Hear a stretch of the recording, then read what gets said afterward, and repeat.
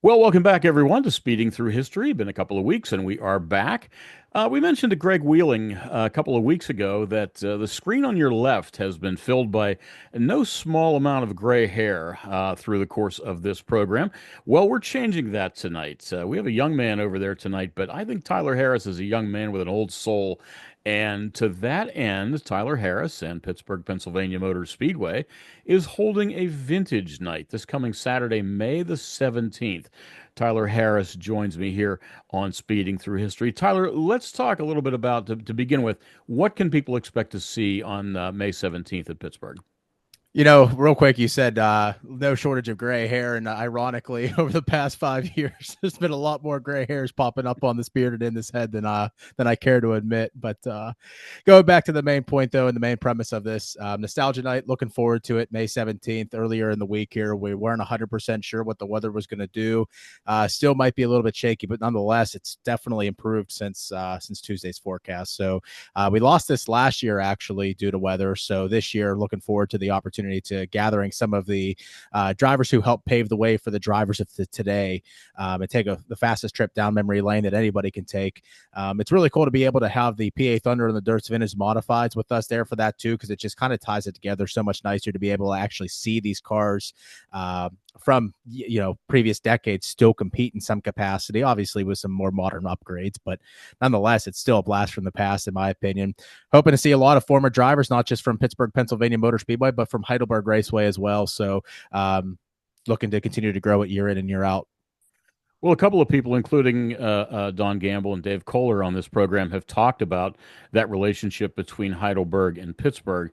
You're far too young to have ever gone to Heidelberg. Heidelberg was shuttered in the early 70s, and then I'll let you tell the story. It got literally picked up and moved. Yeah, and perhaps there are historians that I shouldn't even say perhaps. There are definitely historians that just know much more about this story. But I think I have a decent touch of it, or at least a decent understanding of it from at least what I've been told and what I've read online from it. So when Pittsburgh was being built, PPMS was being built back in the late 60s, early 70s by Nick Guerin, was going to be a 1 mile racetrack. And then they shortened it to a half mile, which thank goodness they did, because I don't think we'd be talking about racing in Pittsburgh at this point if that had carried through. Nonetheless, Heidelberg's closing is the reason why Pittsburgh was built. After 4 or 5 years of efforts of trying to get the facility built, Heidelberg Speedway closes, and from what I understand, the bankroll was running low, and they didn't really have the means to afford all of the amenities to put a racetrack there in Imperial.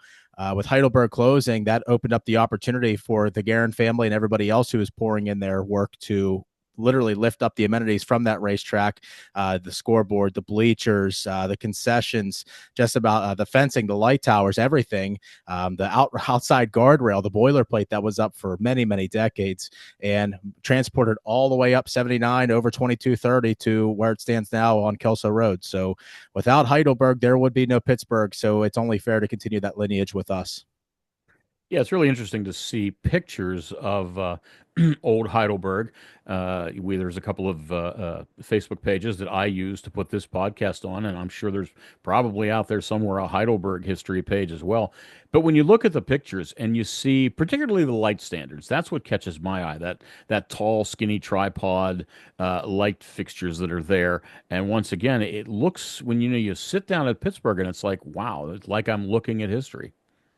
Yeah, yep, absolutely, and it's really cool to be able to say that, right? I mean, I can't really think of too many other places, at least in Western Pennsylvania, that have had that opportunity to kind of transplant one track from the other. And if there are, I'd love to hear about them. But you're exactly right. It's just like when you look at pictures of Heidelberg and you look at pictures of Pittsburgh, there's a lot of similarities. So, are you aware? And I know I asked some other guys this. Uh, did any of the drivers that you're aware of that raced at Heidelberg cross over to Pittsburgh in the early days? I want to say Deke Scott may have been one of them off the top of my head. He was the first feature winner in modified competition at the racetrack. And ironically, his father, Herb, one of the greatest of all time, Mount Rushmore driver, in my opinion, was in the flag stand that night, flagging that race. So how fitting was that? I'm sure there may have been plenty of others as well. None that necessarily immediately popped to mind, but Deke was definitely the first that did for me. Yeah, Deke is going to be a guest in the future on this program. I have him in the wings, and we'll certainly will address that. You talk about somebody who's got some history. That's certainly a guy to talk to. Let's go back to May 17th. So the Thunder in the Dirt. I forget their name all the time. The Thunder in the Dirt series. Uh, Talk about what it is we're going to see with those cars. I know how these cars work and what they're really made up of. But tell the folks what we're looking at when we're actually seeing what looks like a really old car.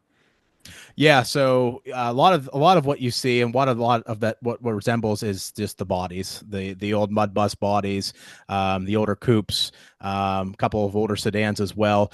That's what the biggest takeaway is going to be. The suspension components and stuff like that, much more modern, and the chassis that they're resting on also typically much more modern. You might get some late '90s chassis out there, but from what I understand, and I could be incorrect here, but I'm pretty confident that there are a lot of chassis out there that are on more modern, like TO chassis, Bicknell chassis and stuff like that. So modern components with a retro frame, if you will, or retro body on it. And these cars and these competitors too. Look at Wally Stock that's still competing on a regular basis out there. These drivers are just really resembling and loving this division. I enjoy watching them. I think the fans enjoy watching them too. And even though it's for the most part not contact, it's still good, heavy, hard racing. But sometimes you wouldn't believe that to be the case. They're going out there, they're going to win, and they make contact. Sometimes things happen out there. It's still racing, so it's still exciting, even though they try to give each other the proper amount of space and respect to not tear up their equipment. Yeah, I've seen these guys and I've called plenty of their races in the past, and they are fun to watch. I think not only the chassis and the suspension and all those upgrades, but most importantly, I think the safety upgrades. You're talking about if you're looking at the coupes or the '70s mud buses, we were not looking at anything near the safety equipment we have now, are we? No, no. Oh my gosh. Smokey, the longtime pit steward at Pittsburgh, Pennsylvania Motor Speedway, been there since day one back in 1979. He can recall hot dog in a Coke race, and you couldn't even think about recalling something like that in today's modern ages because how long it would just take you to get strapped in. And it's amazing what they got away with back in the day. And truly, they were daredevils. And if you take a moment temporarily to step away from the modifieds where you were fully closed in before sprint cars had full frames over top of them, you want to talk about true daredevils, where IndyCar racing really kind of came to be. USAC, Silver Crown Racing, those guys were just something else. Just a lap belt was the only thing keeping them from being flung from their vehicles at over 100 miles per hour. So the sport, thankfully, has come a very, very long way. I'm sure it'll go further in decades to come. But from where we stand right now in 2025, I don't think there's been any safer of a way to race those cars as they sit now than any time before in history. We talked about Heidelberg and the physical plant that was Heidelberg now at Pittsburgh.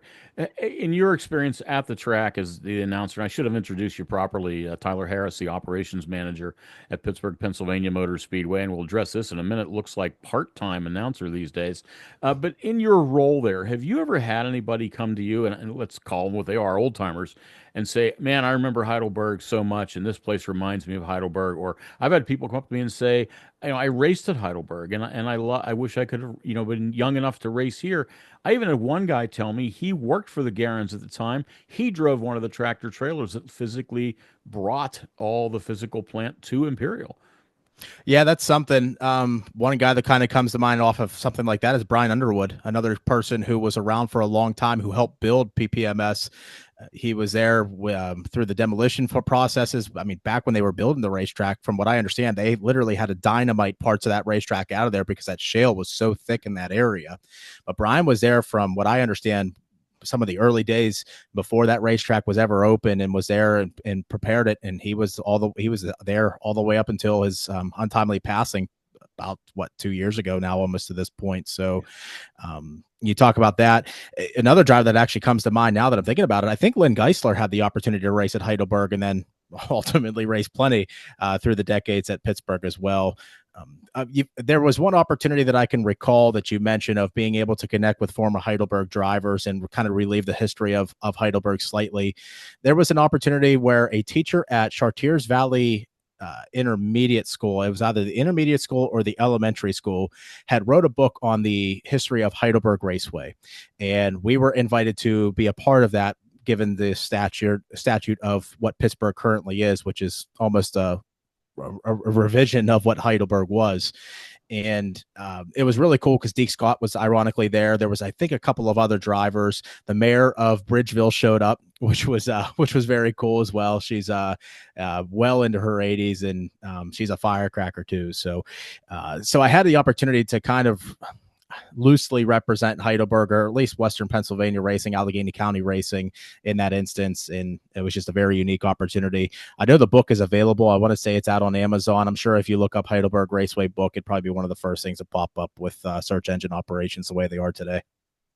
Yeah, no doubt. And, the history of Heidelberg is something that if it isn't in a book, it certainly should be. Let's go back to May 17th. So I think you had intentions of sort of taking a page out of Don Gamble's book, what he used to do at Lernerville Speedway.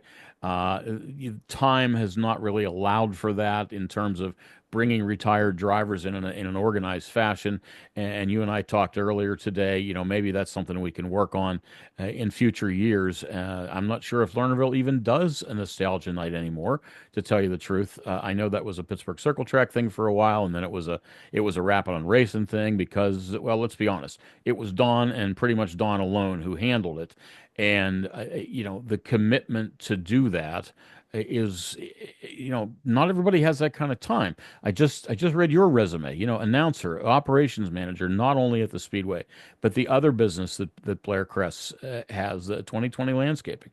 You got your hands full, and probably time not really allow you to contact as many retired drivers as you can. Let's talk about the future. Would you like to do something like that? Yeah, that's exactly it. Gary Maury, if I am pronouncing his last name correctly, has an old Webster car that is still in the area. He keeps it in storage and brings it out once for the Herb Scott Memorial Race. Unfortunately, that race lost due to weather twice this year, and he's agreed to, I think, still bring it out for Nostalgia Night, and I hope that's the case. So that'll be great. That's a car that Herb Scott was teammates with. So Herb didn't drive that car per se, but that was part of the staple of race team that he was in. So ultimately, then you know that there's other guys out there. Obviously, it's great that we have the opportunity with the Thunder on the Dirt Vintage Modifieds to have some of those cars already there and represented. So that's a nice head start. It makes it a lot easier. But to bring out, drivers that might still have some of those restored nostalgia cars sitting in their garage, they're absolutely welcome to come. We'd love to have them. Any retired driver, both, like I said, from Heidelberg or from Pittsburgh, Pennsylvania Motor Speedway. We know that there's a long list of drivers who made that place their home on Saturday nights. They're welcome to come. One free grandstand admission ticket. We'd be happy to have them. And going back to what you said, Jim, you're exactly right. And I talked to Don about this earlier because he asked me earlier this week, is there anything I can do to help? And I said, well, Don, without you physically being here and being that guy to lead that charge, unfortunately there isn't. But you've done your work. Your time is done, and he can relax and rest down there in North Carolina. If anybody's willing to help and come forward, I would be more than happy to. I wish I had more time to dedicate to it, but there's just so much that goes on in these May and June months that just really just craves my attention. And unfortunately, I can't split off enough time to dedicate to it. Not because it's not that it comes from a place of not wanting to. I just physically can't, unfortunately. So. Well, I recall Don doing it at Lernerville, for Circle Track and then for Rapid on Racing, and the number of emails that went out to the number of people, and of course, we know from knowing Don Gamble, we know from listening to him here on this podcast and listening for 40 something years on his radio show. Don knows everybody. I mean, everybody that walks the earth, Don Gamble knows, and he's got a list of emails for drivers that he not only competed with, drivers that he looked up to. There was a couple of years ago where I have a picture, and it wound up getting shared on the Decades of Dirt page. I have a picture of Bob Waring Sr. and Dick Swartzlander standing arm in arm, or when, over arm over the shoulder type thing. And I thought, whoa, where's my phone? And I got that picture. I am so glad I was standing there because that's a picture you're never going to get again. and it was really neat to see that. I think of a couple of names that probably cross your path occasionally at Pittsburgh. I know Garrett Opachin is still actively driving at the Speedway. Of course, Ron Opachin, former champion. I've seen him there a number of times helping out his nephew Garrett. There's a guy you could drag out of the pits and talk to him a little bit. And the Charliers, I don't know how active the Charliers are at the track anymore these days, but of course Dale Charlier, Tubbs long gone, but Dale Charlier is still hanging around as far as I know. And there's another retired driver from Pittsburgh. It'd be nice to get a handful of guys like that together and be able to, stick a microphone in front of them at some course, sometime during the evening. Yep, you're exactly right. There's a lot of drivers that still participate in some sort of fashion at the racetrack. Some of them move on to become, look at Ben Miley. He was a driver and owner. Some of them, like Ron, who's gone on to watch his nephew now race in the hobby stock division there. Garrett went away for a while, came back, and now he's racing, and he's going to be competing for a championship this year. So a lot of drivers, even though they step away themselves, either their own sibling, or their own children or their own family members get back involved in it and get roped into it as well, and just like that, they're right back into it. So there are still drivers that are still around the racetrack that still call that place their home on Saturday night. We're grateful for that opportunity to be able to host them, and it'll be cool. I know we've got a few that pre-registered here this week. Now that the weather's looking nicer, I'm hoping more kind of pop in tomorrow, and hopefully on Saturday we can have at least a few dozen on hand to kind of help reminisce and share the memories and kind of explain to the folks that are in attendance just how we got to this point of where we are and the legacy that brought us there. Well, let's put the call out again, Tyler. And this is sort of how you got started. You just wanted to help somewhere. I recall the phone call I got from Don Gamble when I was the announcer at Pittsburgh. We have this young man and he's looking to help wherever he can. Well, let's find the next guy. Let's find the guy who says, man, I really like this idea of nostalgia. I would love to help you out in the coming years. Develop a list of former drivers. So anybody out there that is interested, doesn't have to be a young kid like Tyler was when he came to me. It can be anybody. In fact, maybe it would be better if it's somebody who's nowadays retired and has some extra time, who would like to put the time in. Contact Tyler at the Speedway whenever, and maybe we can make this thing grow a little bit. So again, it's May 17th. It is Nostalgia Night at Pittsburgh, Pennsylvania Motor Speedway. Other 5 divisions in competition as well? Nope. So this year we've kind of wanted a little bit of a different direction. We've started cutting some divisions here and there when we introduce another division. So this week the vintage modifieds are in, and the Crawford Auto Repair Open 4-cylinders will have the night off as a result. That is currently tentative though, which is crazy because we're talking about this on a Thursday. So I guess temporarily we'll just go ahead and say that all divisions are going to be in effect for this May 17th. So yeah, we're looking forward to it, though. We ran a really efficient program last week. Finally, Mother Nature was allowing us to get back to the racetrack. I hope that she allows us to do it again here this week, so we can kind of get into a little bit of a rhythm here. Yeah, I've talked to more than a couple of guys, including Don Gamble. I was away for a week traveling through the South, down in Augusta, Georgia, where I was at a wedding, and we stopped in Troutman, North Carolina. My wife and I, we stopped in Troutman, North Carolina, and parked the camper in Don Gamble's driveway, and we had a great visit. Well, it was pouring down rain, as it was for every single day I happened to be away. And we got talking about rain, and I think I talked to him about this. I know I talked to Greg Wheeling about it. You Saturday night tracks are getting absolutely murdered again with the weather. When is it ever going to dry up? Yeah, I don't know. It's funny because last year it did pretty much the same thing, not nearly as aggressively, but it did the same thing in the respect that it was pretty much wet all through April, early stages of May, and then all of a sudden we hit a 22-day drought or something like that in the late stages of May, early June. So and I think we lost pretty much all of August again due to weather as well. So unfortunately, it's just part of it. At the end of the day, we're all bystanders. There's nothing we can do to control the weather. So all we can do is just play with the cards that we're dealt, and hopefully that we start getting dealt some better hands. So it's definitely not for a lack of effort, not for a lack of trying in Blair's committed. He wants to make this thing work. I can appreciate that to no end, especially for somebody who came into this with not a heavy motorsports background in any sort of capacity. So he just genuinely sees the value of what the racetrack brings, not only just for the racing community, but for the average everyday family as well. It's just a vessel of entertainment that's in a lot of people's backyards. It just outside of downtown Pittsburgh and just minutes from the airport, realistically. So we have a very tremendous opportunity to extend to a new generation of people, even if they're not those diehard race fans of the 70s, 80s, and 90s that would literally go racetrack to racetrack in events. And when there was a rain out, you would just call the next racetrack and see if they were open. And that's what you did. You chased racetracks until you found a race. That generation, I don't think, is really quite there anymore. I mean, they are, but it's just way less of them now. So if we can get people to come once or twice a year and just grow that number, that's fantastic as well. We just want to expose people to good entertainment and racing.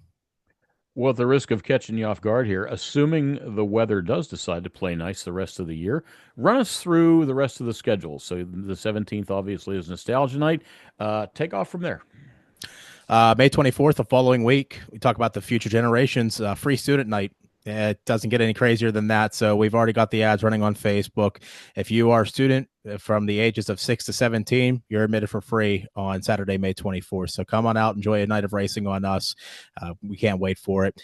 Closing out the month of May, we have on Thursday, the 29th, Western PA Sprint Speed Week, night 2 of that. Tyler Buechner and his crew have just done such a phenomenal job growing that over the years. And last year, 39 race cars. I think we had 3 separate countries represented and 6 or 7 different states.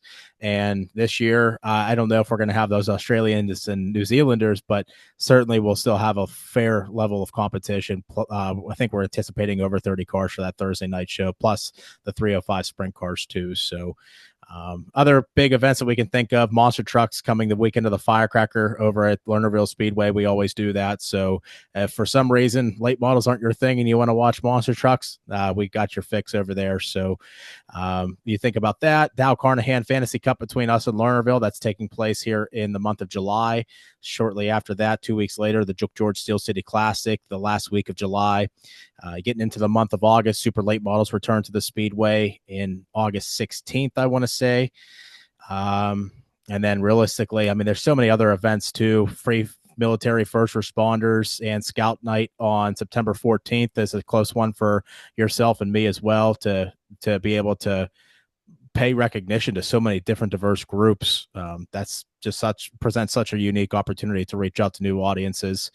And the culmination of our season, every single season, the 37th annual Pittsburgher 100 with the Lucas Oil Late Model Dirt Series, 2 nights of that again this year, Friday and Saturday night. I think Friday night pays $20,000 to win, Saturday paying $50,000 to win, to watch the creme de la creme of late model drivers across the United States come to Pittsburgh and take on Dirt's Monster Half Mile. So for all of our information, obviously, you can just visit our website, ppms.com, and follow all of our social media platforms.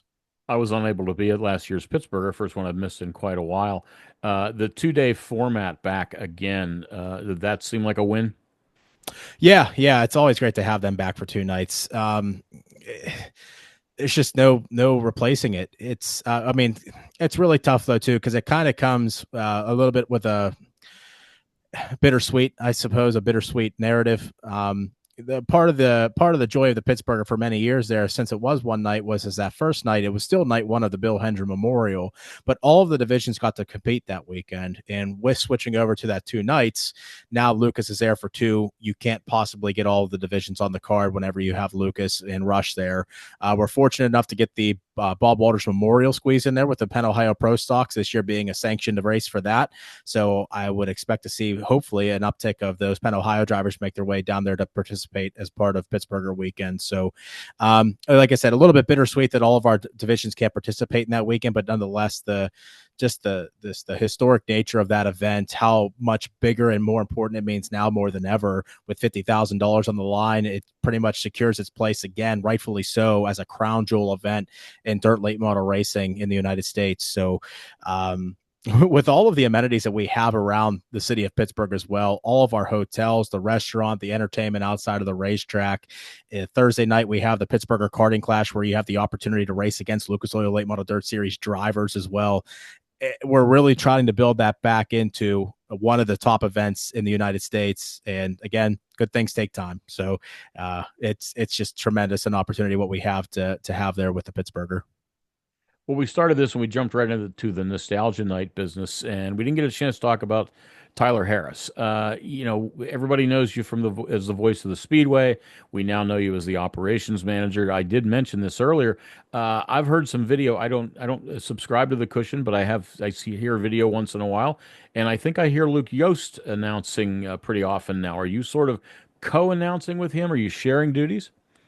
Yep. So as I'm sure a lot of racetracks in the United States are currently experiencing, it's very, very difficult to find people who are willing to dedicate every Saturday night to one entity, especially over the course of a summer.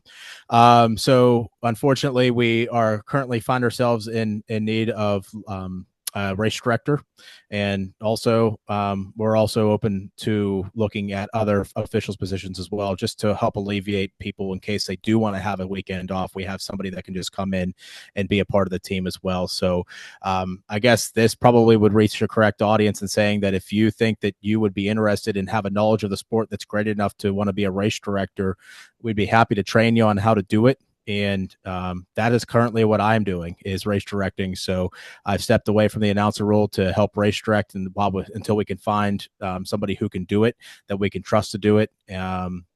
Which that's obviously, as you know, and I'm sure a few others here that are watching know, it's one of the most tremendous responsibilities any race night, right alongside timing and scoring. So very integral roles to fill. So until those roles are filled, that's what I'll be doing. And then if opportunities present themselves for me to jump in with Luke, that's what I'll do. So pretty much just do whatever needs done. And if anybody wants to participate in that aspect and wants to get on board with us, we'd be happy to bring you on board and see if it's something that you're interested in doing. Yeah, announcer, race director. I've seen you in the concession stand. I've seen you picking up garbage. I've seen you do a little bit of everything. So let's go back to a very young Tyler Harris. This sport sort of came natural to you. I think your dad and your uncle were very involved. Am I right in that? Yep. They shared a race car, the Golden Goblet 33. That was a pro stock. Then they went semi-late racing there in the early 80s. So they got into racing back in the late 70s. I want to say they bought their race car right across the street from where the Golden Goblet sat, down in Plum, from a driver named Mariani. I want to say they owned a gas station right across the street. I think Smokey, ironically, helped either set up that car in some capacity too. So my relationship with Smokey goes way back before I was even born. It's so ironic that we have the opportunity to work together each Saturday night down there. So, but nonetheless, they raced stock cars throughout the local area, Western PA area, for about 5 seasons until my grandmother passed away back in, I want to say, 1985. And then once she passed away, they kind of got out of the sport at that point. So my father and my uncle shared a race car. They were twins. And my uncle was able to still race for quite a few years after that. He raced down at Jennerstown Speedway on dirt, filled in as a driver quite a few times down there, and suffered a really bad accident, actually. And he lost 3 fingers and was in a coma for several weeks and had to basically relearn how to live again. So my uncle, Ken Harris, who was the driver of that car, he passed away here just last year. So my dad's still around, and unfortunately, as we kind of always joke about, I didn't really have much of a choice in getting involved in racing.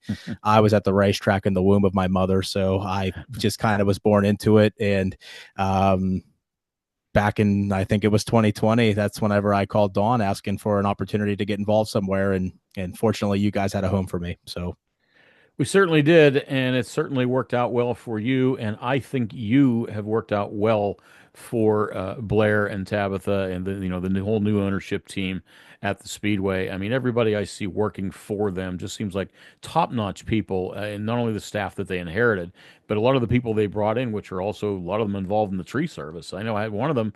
One guy works out at the main gate where I drive in when I show up.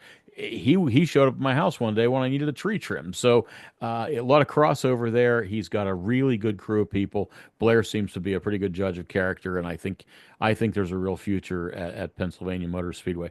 Tyler Harris has been our guest on Speeding Through History, a little different than we've been doing here for a while, but it's great to have a young guy telling us what he knows.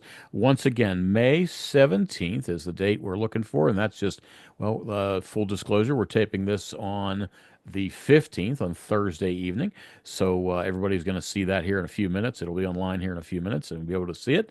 And this Saturday, May 17th, Nostalgia Night at Pittsburgh's Pennsylvania Motor Speedway. Tyler Harris has been our guest. Thanks for joining us. Join us once again on Speeding Through History.